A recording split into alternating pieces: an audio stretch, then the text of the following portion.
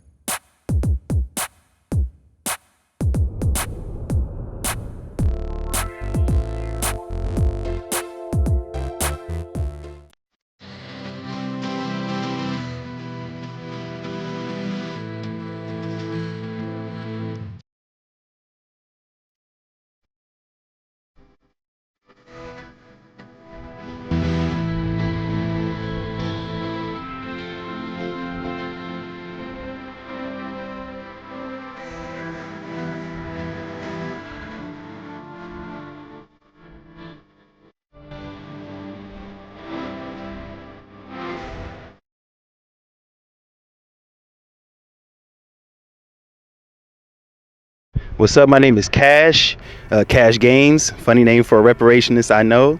We're out here in front of the California State Capitol in Sacramento, speaking about reparations for the Black American in the 21st century.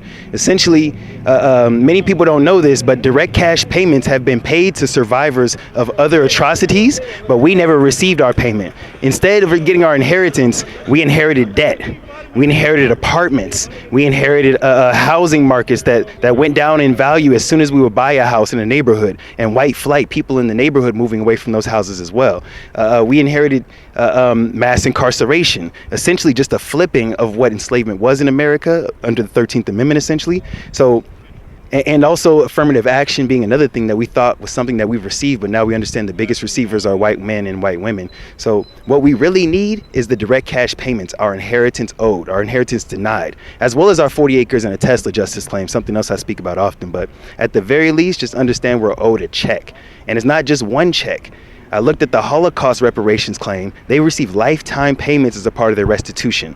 And understand that that was a 9-year atrocity. What we're talking about is multi-generational harm that's going to take a multi-generational healing approach. So I'm just talking about direct cash payments. I can't stress that enough. There's still protected class status. There's still our 40 acres and a Tesla claim. There's still people who want land grant options, people who want mineral rights options, who want an 800 credit score reset for all Black Americans. Like, there's so many different interesting perspectives for reparations, but I just keep it as simple as the direct cash payments that's owed to us for the work we already did. And let me be very specific about that, because a lot of people have been questioning that quadrillion figure that I got on my social media and stuff. The dude, Thomas Kramer, Kramer, he's German. He has no interest in inflating the numbers so that he gets paid more or less. Let me make that very clear, first of all. He looked at the numbers from 1776, when America was founded, to 1860, not even including the Civil War years, right? Because those years are kind of murky, right? From 1776, when America was founded, to 1860, he was able to look at the unskilled wages, 2 cents, 5 cents, and then 7 cents by the time 1860 passed. And he calculated how many Black Americans there were. If we were paid those same wages, and understand that we weren't unskilled, I can't stress that enough, but if we were paid those unskilled wages at a 6% interest rate, we would have $6.2 quadrillion that we would be owed today. And understand that we're not asking for that from everyday Americans. That's coming from the American government direct. And understand that it's not going to increase the debt or weaken America. It's actually going to do the opposite. It's going to strengthen it, because America has been denying us and to its own disadvantage. Citigroup did a study that says over 20 years, $16 trillion was lost from the American economy due to discrimination against Black people specifically. So the sooner you pay us the money that we're owed, as soon as the American government, pays us the money that we're owed, the sooner America can get towards being a truly prosperous nation with all of its citizens being able to reinvest, create their own industries, and make the world a better place. So all that to say, pay the Black American what they're owed, and it'll start a snowball effect to help people all over the world grow and become more independent with their fights for justice as well. Thank you guys for listening. Wonderfully said. Just real quick, so where'd you come from? Where you fly from? So I flew out here today from Brooklyn, New York, but I was born in Chicago and raised in California, so I do feel like I'm back at home in the beautiful weather. And I'm very, very happy to be in California, especially because AB 3121 has already passed. So we got 9 members on a commission studying in a multitude of meetings how black people were disadvantaged in California. We could talk about the gold rush. We could talk about mass incarceration, redlining, so on and so forth.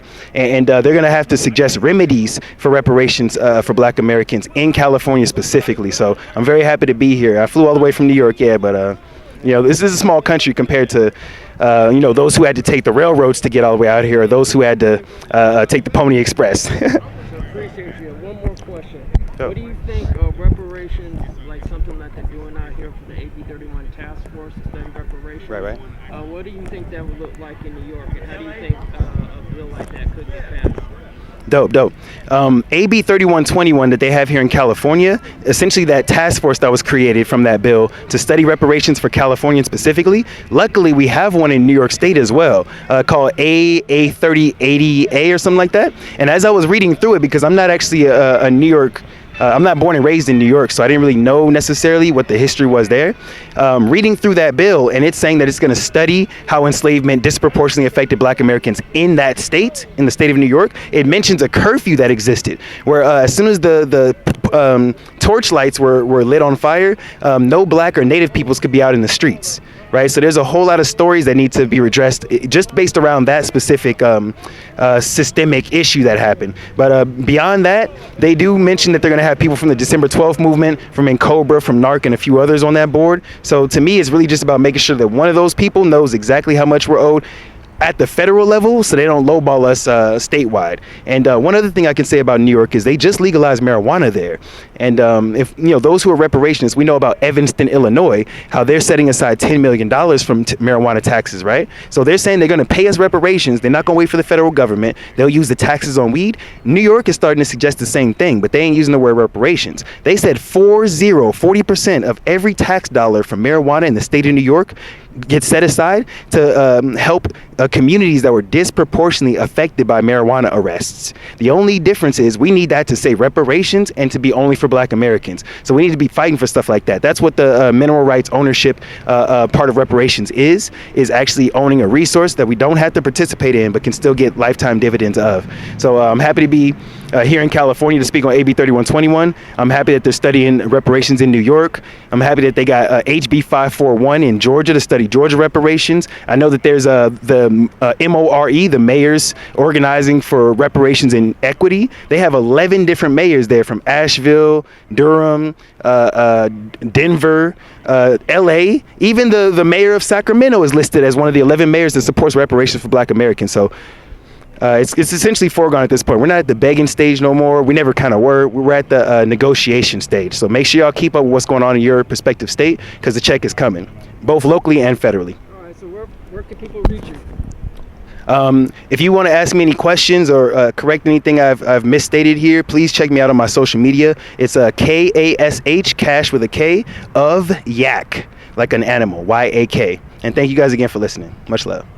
Oh, and shout out to ETM Media Group, man. That's real ones.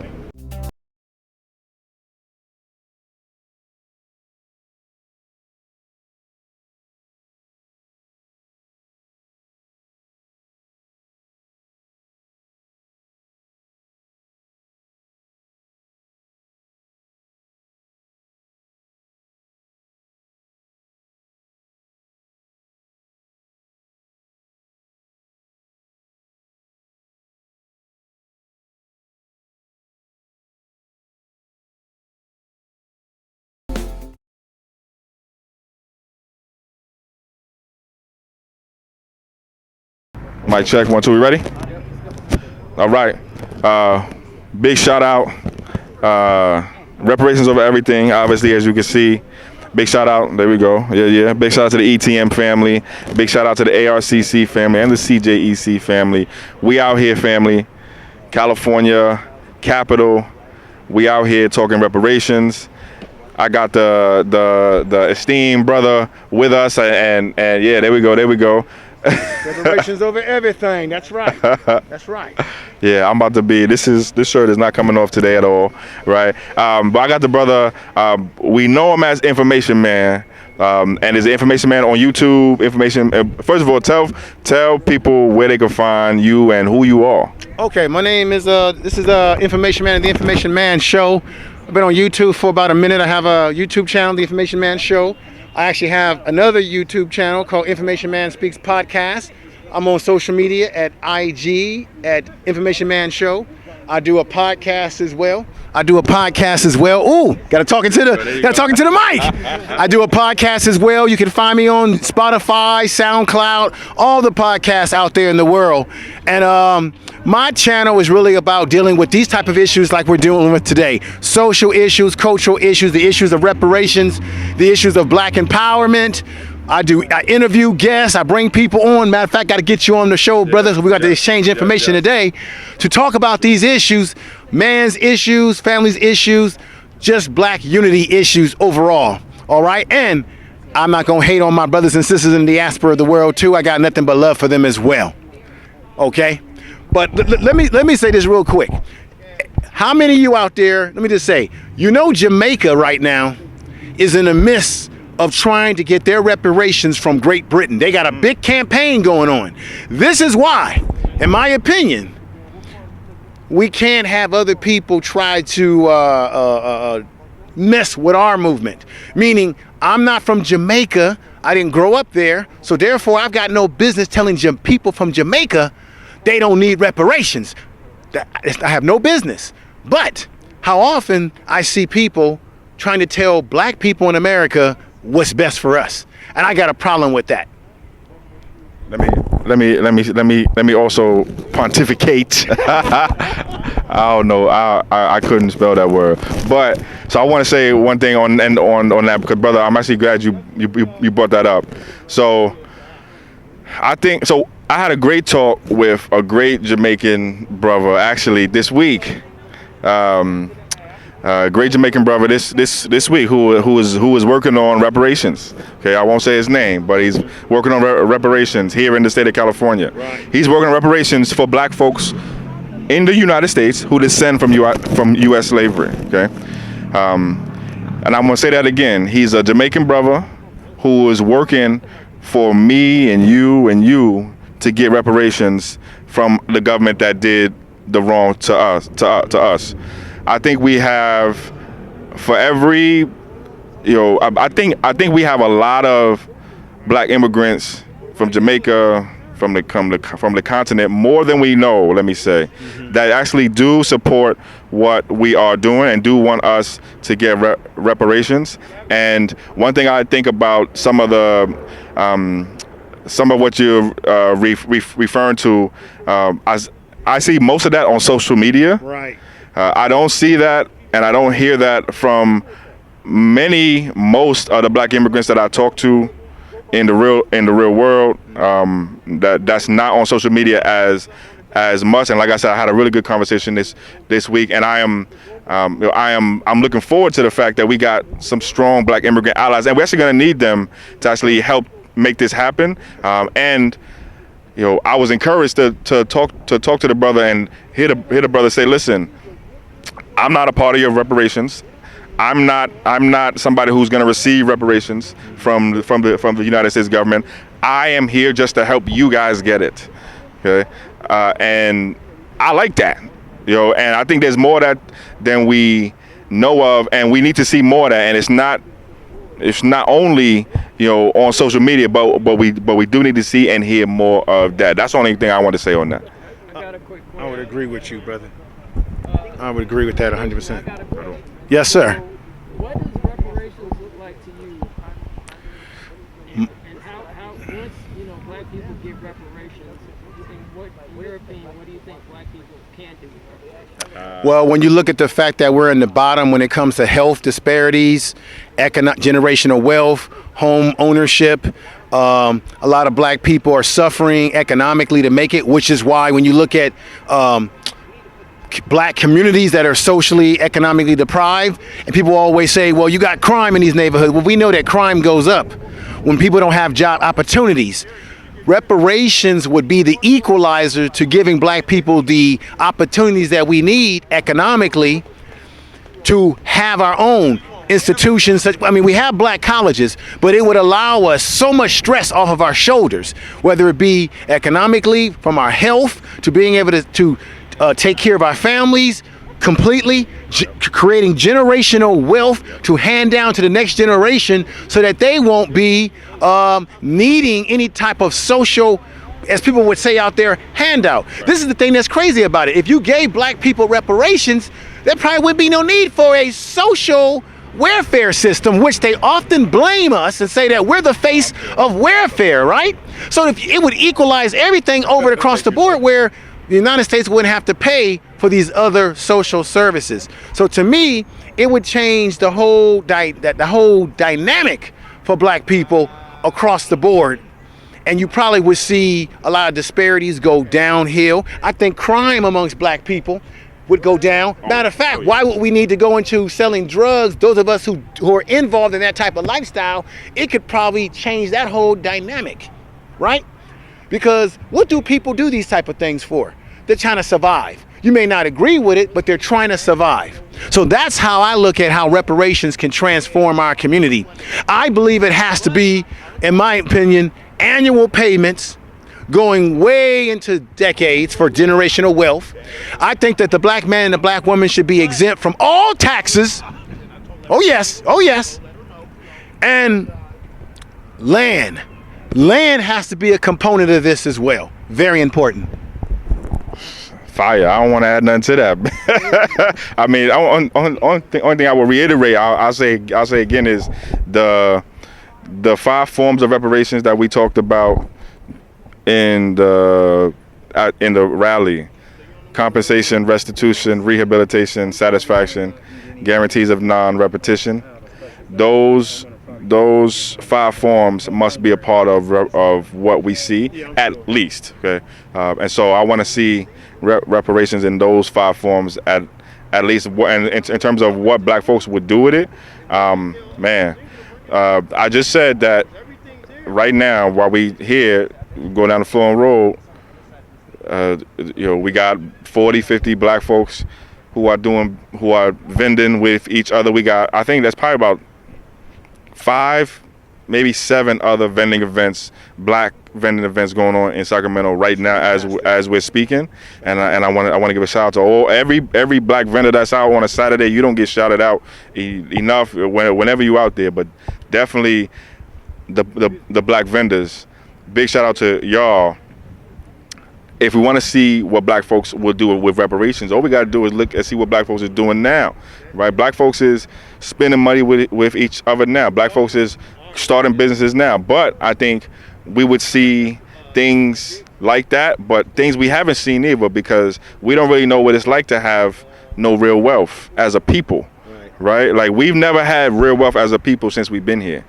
Like, let's keep it real. We, as a people, some of us got pieces of wealth here and there, all right? But we don't know what it's like. We don't even know what we look like with wealth.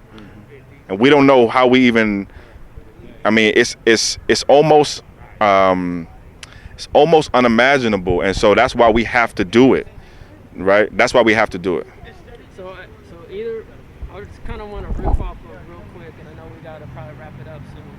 I just kind of want to go back. You guys were having a conversation during the rally about, if I recall correctly, something about black people, were kind of scared about receiving reparations. I don't know, Chris, if you want to answer this, or Information Man, if you guys want to answer it first or second. But why do you think black people are scared of receiving reparations? You give me. You want to take it first? I'll take this. I think I got to think for a second. I'm not as quick on my feet. I think that black people in general feel that reparations is a handout, that we associate it with we were slaves. So there are some black people who usually speak out against it. You got to look at what their status is. A lot of times they're upper middle class black people, very well to do. They've got a 4-car garage. They're doing fine. Their bank account looks real nice. And they're the main ones that will tell you, we don't need it, because they are looking at their life based on their fishbowl of what they're living, how they're living life. And a lot of black people don't want the stigmatism of saying, oh, well, we're begging for something. The problem is that we got to look at it, in my opinion, as a debt that America owes us. And if more black people can get into that mind frame. Another reason is because we have this love affair with the white man. We at the end of the day, we want to be loved by this society. We want to be loved by this white man. And we feel by doing that it will break the relationship that we want to prove to the white man that we're just as equal as them and we can do it, gain wealth just like they did. Well, wait a minute. The brother said earlier that black people have done everything. We've fought in wars. We've gone to school. We've done everything to pull ourselves up by the bootstrap to show this society that we should be treated as equal. Right? But you still have black folks who still feel like that we have arrived. They have this mentality like that, and that is a big problem. I'm going to give the mic to my brother here, but I want to say this to you too. Yeah. Another thing that reparations would help us with is that black folks wouldn't be gentrified out of these communities. Because if you got reparations, you can't be gentrified, baby. Yo, that's a fire fact, and Kevin is saying it right too. And yeah, I mean, I put this in a tweet a little while back. Like, one of the things that it sucks to be fighting for in 2021 is against segregation, which we call gentrification, but I call just another form of segregation. And it really sucks, right, to be in 2021, and one of the things that black folks have to fight against still is segregation, i.e. gentrification. But so I wanted to just say that, and also as a part of reparations, as a part of either the compensation, either the restitution. See, as a part of restitution, right, you could even think about creating reparation schemes where if you're eligible and you live in a certain, let's say, part of Sacramento, but you're eligible for the state reparations under the restitution part of that, because restitution is about restoring you to something that you were before you were harmed. Right. Maybe the gentrification part of how we need to be restored is maybe because we were gentrified out, let's say in the last 20, 30 years in certain places, maybe we have to figure out ways to carve out zoning to reserve spaces or give us priority in spaces, or something like that to reverse gentrify. And by the way, gentrification is another form of segregation, like I said, in my mind, but it's also, this also comes after what we experienced in the 2008, 2007, right, housing problems, right? That is what some people call reverse redlining, okay? So what we experienced during the 2008, 2006, 7, 8, 9, 10, 11, for us, still going on, right? But what happened to black folks during the housing crisis, scholars refer to that as reverse redlining. So we went through redlining in the 30s, 40s, 50s, and so our great-grandparents went through redlining. Right. We went through reverse redlining. Okay, so that's something that I just want to put on the table in the housing question, right? And something that we have to.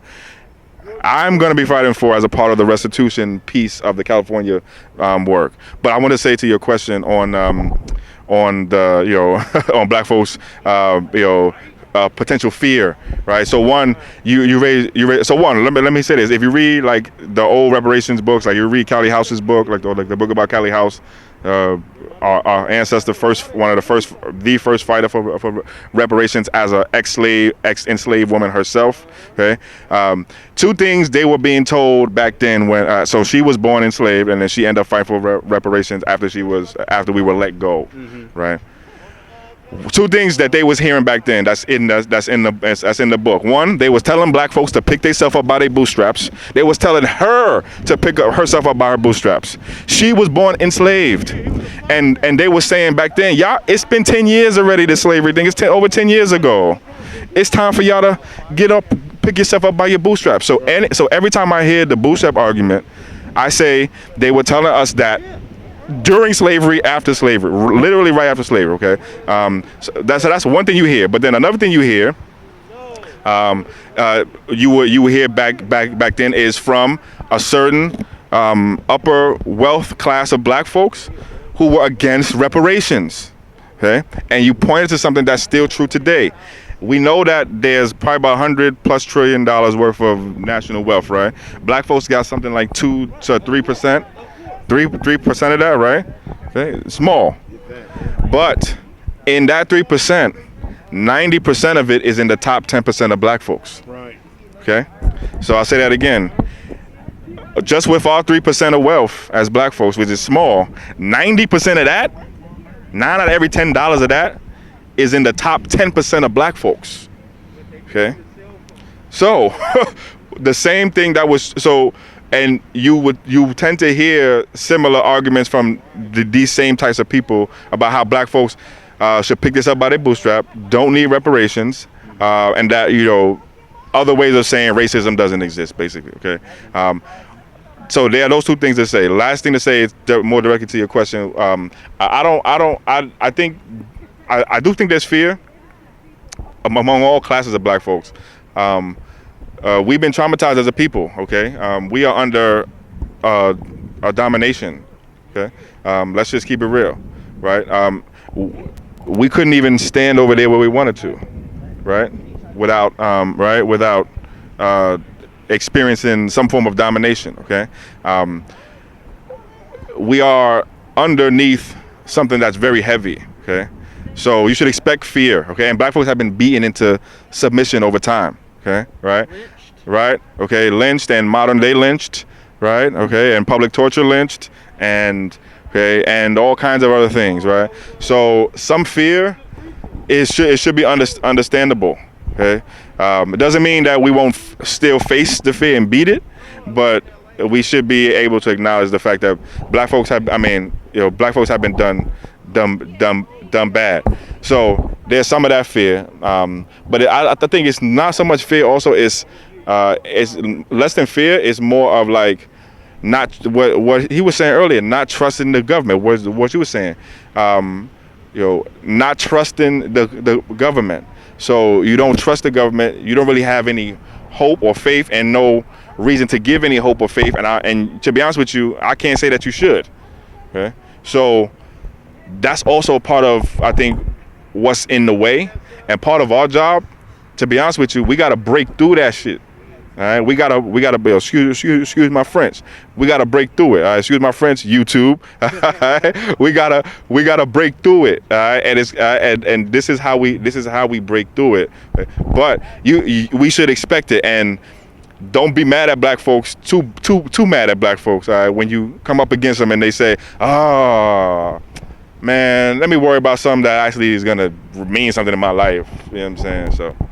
Let me make this last statement for the day, and I appreciate you, brother, coming out, the YouTube channel, the whole 9 yard. Yeah. Let me say this: I was just speaking to the young lady over there. A lot of people say that I've talked to on social media, people who are opposers to this whole thing, would say that you're wasting your time. You're not going to get this money. You're not going to see any money. You're not going to see nothing. And my attitude is that, well, if leaders in the past, whether it be civil rights leaders, Malcolm X, all these revolutionaries, if they had the same attitude, we would all be walking around here with butler suits on talking about, can I get you some tea and crumpets, sir? We would still be on a plantation. Now, we'd be out here, with plantation clothes on right now, right? But what we're doing, in my mind, is we're paving the way. Maybe not for me as a 51-year-old man, but possibly for the next generations, because they paved the way for us to have the freedom that we have right now to stand right here in this state capitol and say the things that we're saying today and to do what we're doing.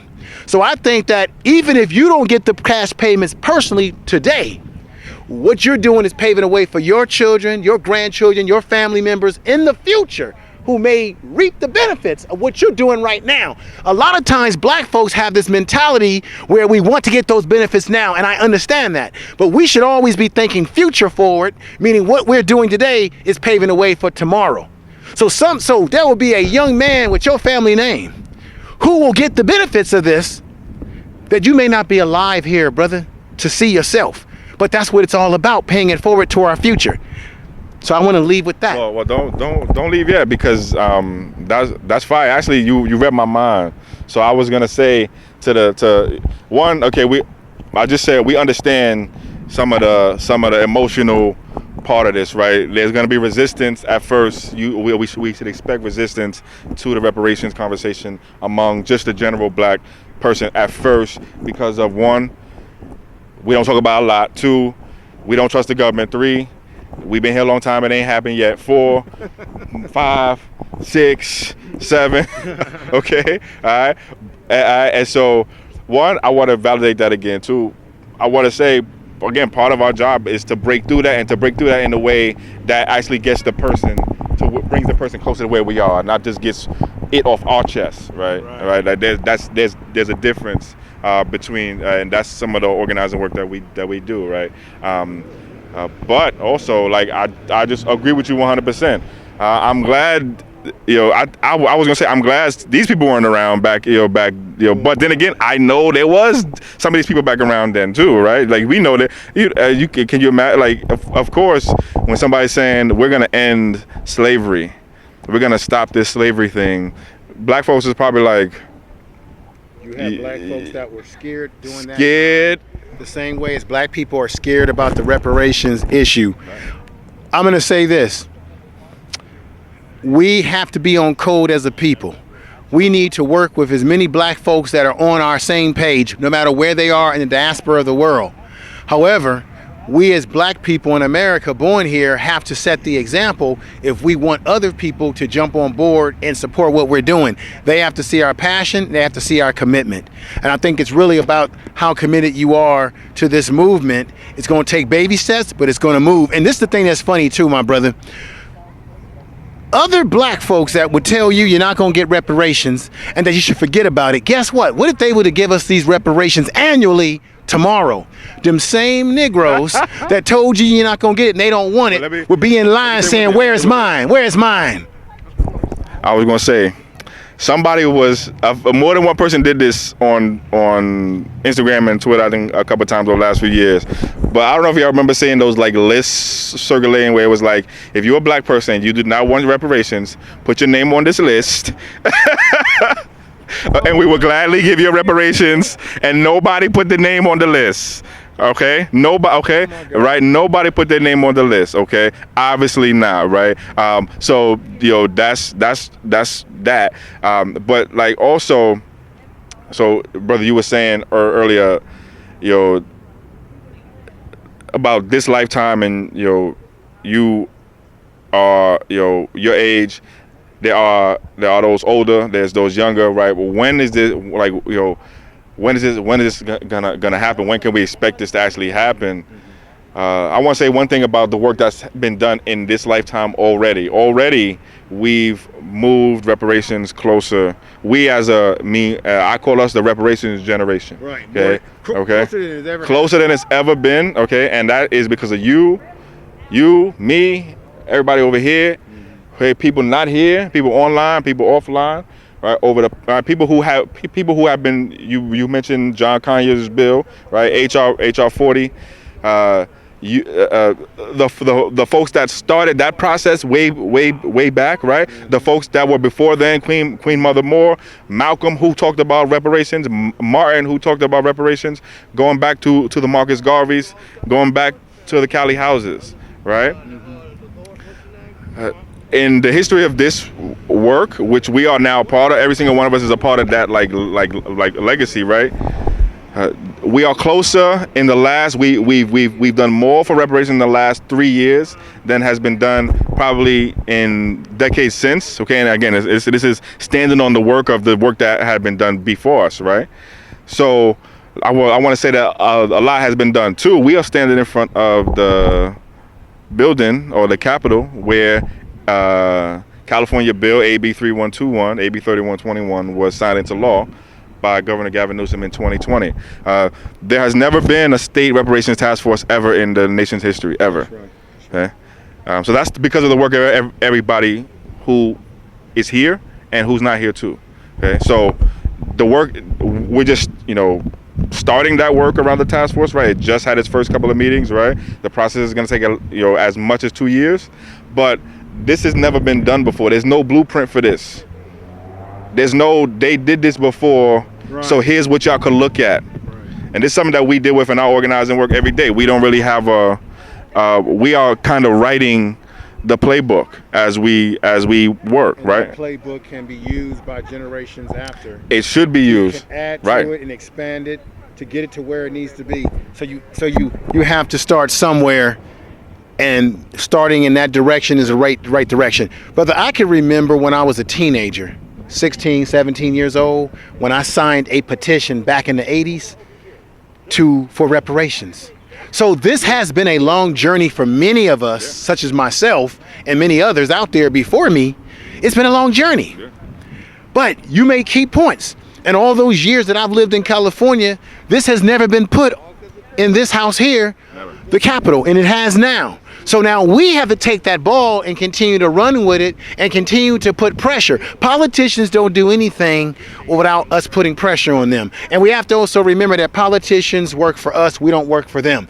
We have to tell them what we want. They do and move based on what we do and move to move them. So we got to keep that in mind as you hear people that are detractors saying, y'all ain't gonna ever do this and that. And these same people, you need to say to them, well, what are you doing too? Right. Well, so one, you're absolutely right about all of that, especially though what you're saying about the work that has to happen now. So we did something, and by we I'm talking about black folks here in California. Okay, all of us, we did something special with the state task force bill. Okay, we did something that hasn't been done in history yet, but now the real fun begins. Okay, because we have to do some more history making. Right, we have to actually get to, and this is part of what is legally required of the task force. They have to create reparations proposals. Okay, that means they have to have a formula for eligibility, have a formula for compensation, have numbers, okay, and fit what all of it is, what it learns from the research and the stories it gathers into something that looks like those 5 forms of reparations that we talked about. So the compensation, the restitution, the rehabilitation, satisfaction, and guarantees of non-repetition. Okay, at least we have to fit reparations proposals in there. So we have as much as 2 years to help craft and create those proposals, and we have never done that before. Okay, so I want to say, and I'm saying this to talk about what's going on now, what's been accomplished now, what has to go forward, happen going forward. Part of the work that we're doing, I'll do a shameless plug here, at Coalition for Just and Equitable California, right, CJEC, and ARCC, right, American Redress Coalition of California. It's just the groups of, it's just black folks working on reparations in California, basically, right? Short story. Part of what we're doing now is 2 things. One, working to make sure that this task force is open and responsive to voices like yours and mine, right, black folks, right? So that what you just said about politicians responding to pressure and about working for us, we want that to be reflected in reality in what proposals they create, okay? So that's our first job, right? That's the first job that we've taken upon ourselves. And then the second job we've taken upon ourselves is to help make sure that they actually get to the right types of reparations proposals, right? There are some things that are reparations, some things that are not reparations, okay? And so we have to get to the right types of reparations proposals, excuse me. We also have a big problem here in California that we're gonna have to get through while we are doing the proposals. We have the Prop 209 problem, okay? We have the Proposition 209 problem. For those of you who don't know, Proposition 209 is a California thing that happened back in '96, where California changed its constitution to say that the state can't legally do anything specifically for one group of people, one racial group of people. Okay, so it basically outlawed any type of affirmative action in California. That matters to what we're doing, because obviously we're talking about reparations for a specific group of people.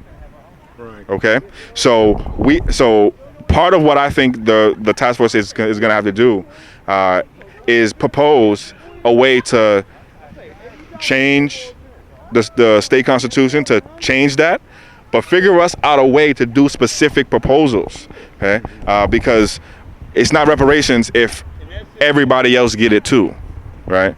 So we already have an example that Native Americans, because they have a sovereign standing in this country and in California, that Native Americans do get set-asides that are designed primarily for them based on treaties and what have you. But see, Native people, they were able to show through the data and everything, and they're into fighting, that they were due the debt that the country owes them. So I think black people, it would be good, it would be smart for us to look at the blueprint that groups like Native American people used to get what their plight is, and we need to implement some of that in what we're trying to do as well. I don't think we should give up, but this is why it's important for us to be politically active. I've told people before, if you're going to get reparations, you ain't going to get it that osmosis. You have to deal with the political game. Because I had one guy who told me, well, because Tariq Nasheed wants to build a museum in a part of LA and Crenshaw that's being gentrified, right? That area is being gentrified. And I was talking to this brother, and he said, well, Tariq is getting us reparations by us working together collectively with group economics. And I'm saying, okay, that's group economics. That's not reparations. Reparations is that you got to deal with the government systems. That's black people working together in cooperative economics. That's what that is. Reparations is separate from that. Let me say separate and related too. So let me connect them, because we're gonna need one. So we have two big problems, two big challenges where we're starting at. We have a challenge where there's not enough public support for what we want yet. Okay, and that's among black people and among other people too. Right. And then there's we don't have government officials, we don't have politicians that support what we want. Okay. Yeah, either. And a White House, et cetera, right? You could go on and go on. Okay. So we have those two broad problems, right? Those two problems are the problems I wake up every day looking at, okay, and working to fix. Okay. So to that first problem, and this is how it's related to what you were saying about the group economics, and even the museum, which is supposed to be, I think, like educational, right, and bring awareness, right. So one, I've been fighting with this a lot too, because like I do a lot of group economics work here in Sacramento. People know I run Sac Black Biz, which is Sacramento County's largest database of black-owned businesses. We put money in. We help black people do business with black people every single day, 24 hours a day. We've been doing it for years. All right. Sac Black Biz is a sponsor of our presence here right now, right? So we gotta. Chris, you got flyers, bro? I do. We do got boom. Just one? I got more than one. Yeah, she has it Got one? already, but now she got it. But I'm giving out these educational flyers, and this is actually perfect to what I was just about to say. So, right, we got a flyer here that we printed. Really, it's just an info piece, right? We're not trying to get you to give us any money or join anything. We're just trying to share some information with you, right? Specifically on the California Reparations Task Force. Point I'm trying to make is, black folks practicing, black folks spending time learning about our history and learning about how to work with one another is almost always good. Okay, it's almost always good, because part of what we're gonna need to solve that first problem is black folks who are used to working together and who know about their history. And so if Tariq or anybody else wants to help do that work, we need as many people as possible helping black people learn how to work with one another, especially around money, and also being able to learn about ourselves and learn about our history. So it's separate and related. And now, sometimes what you get though is one extreme or the other. It's either all group economics and all that, or all politics and nothing in between. I think we want a mix of it all. But what you see a lot of times is, or at least sometimes, is people will focus on the one that they are more passionate about, and then we'll start to do that more. Part of our job is to make sure that people are doing both. So this flyer, one of these flyers, or these flyers, are sponsored, right, by a black-owned business, Sac Black Biz. Okay, right? And Sac Black Biz just supports group economics here in Sacramento. So you have a black-owned business that supports group economics, supporting a political event. Okay, more of that. Okay, more of that is what we need, and that's how I try to bring in some of the people who just want to focus on the group economics. Well, good. You want to focus on group economics? Good. Figure us out a way to group economics these flyers. Okay, group economics these events that we want to go to. Group economics the other work that we want to do. Right. So that's the only thing I want to say on that. All right. Can we gonna wrap it up here? Yeah, that's a lot. Definitely gotta Bill, because I got a lot of questions, but that's for next time. Okay. So information, man, do you mind giving the people where they can contact you? Take your time. And all that good stuff. Yeah, if you want to contact me, I'll give out my email address. I have no problem with that. You can contact me at ColdWave. It's all one word. COLDWAVE. The number 0, the number 6 at gmail.com. It's a Gmail. ColdWave06 at gmail.com. You can email me there. You can also find that email on my YouTube channel at Information Man Show. Information Man Show. If you go to the About page, you will find where my email is, and you can email me that if you were not able to catch what I was saying at this moment. You can also find me on Twitter at Information Man as well. You can IG me directly at Information Man Show as well on my IG channel. I'm also on Facebook. I have a Facebook page, Information Man Show as well on Facebook, and you can also write me there as well. So that's where you can find me at. I appreciate you, brother, letting me speak today on your platform. I appreciate it. Is there anything else you want to tell the people before we wrap it up? Well,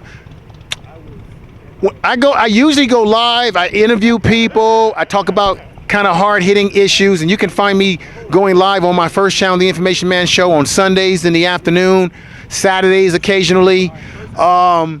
I talk about all kind of topics. I just got finished talking about a topic around the issue of them shutting down some of the cities and making it where you got to have vaccination to be able to go into places, whether it be in New York, LA, and it's also happening in San Francisco. I talked about the destruction of the black young men, what they're doing there to harm us. I have group panel discussions with brothers where we have talk around issues around the black family, black men, health issues, all sorts of issues you will find on the channel, a variety of different topics.